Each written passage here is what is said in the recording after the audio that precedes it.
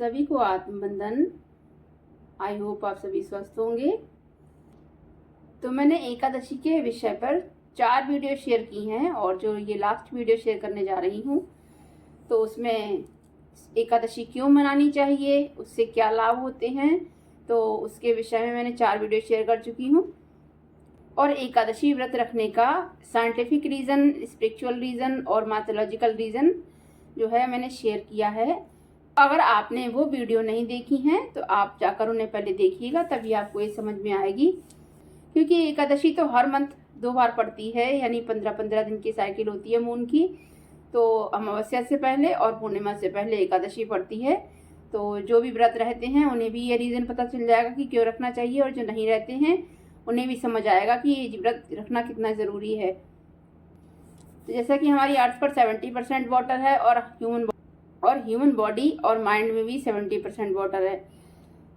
तो जब 11th day यानी एकादशी के दिन जो है मून साइकिल आती है, 11th डे क्या होता है कि समुद्र में टाइड ज़्यादा उठते हैं, ज्वार भाटा उठते हैं। तो जब ज्वार भाटा उठते हैं तो वो जो है जल से संबंधित हैं और जल तत्व हमारे सैक्रल चक्र से संबंधित है, यानी कनेक्टेड है।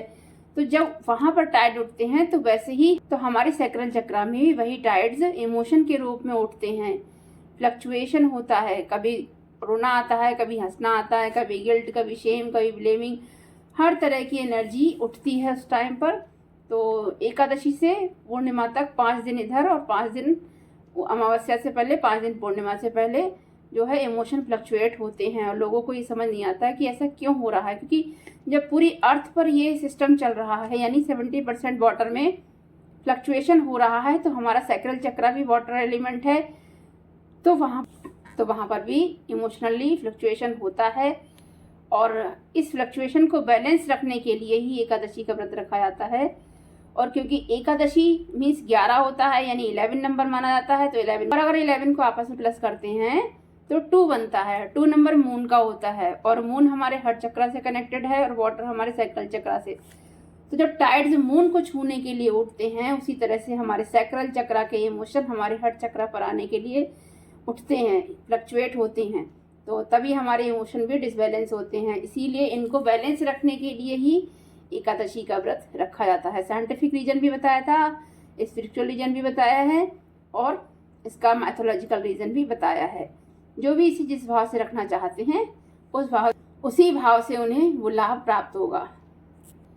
और चावल क्यों नहीं खाए जाते हैं इसका, क्योंकि हमारी बॉडी में 70% वाटर होता है और चावल में 60% वाटर होता है। तो जिस अन्न में वाटर की जो उपस्थिति ज़्यादा होती है उसको हमें नहीं खाना चाहिए, इसीलिए चावल को हम नहीं खाते हैं, इससे हमारा सैक्रल चक्र डिस्टर्ब ना हो। और क्योंकि उस दिन थोड़ा जो हमारे डाइजेशन सिस्टम होता है थोड़ा सा स्लो होता है, तो इसीलिए हैवी फूड भी नहीं खाना चाहिए।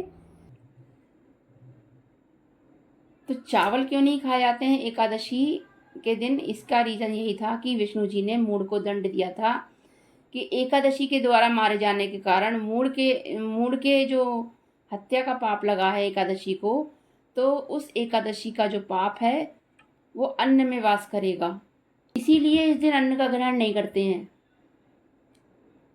और वो भी अन्न में चावल का निषेध है, क्योंकि शरीर पर उस तत्व का प्रभाव सबसे अधिक पड़ता है जिस तत्व की अधिकता शरीर में ज़्यादा होती है।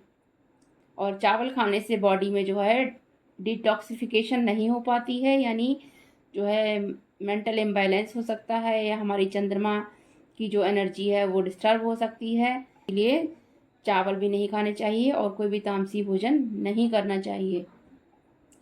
यहाँ तक वो फ्रूट्स वगैरह ले सकते हैं, और पानी का प्रयोग कम से कम किया जाता है।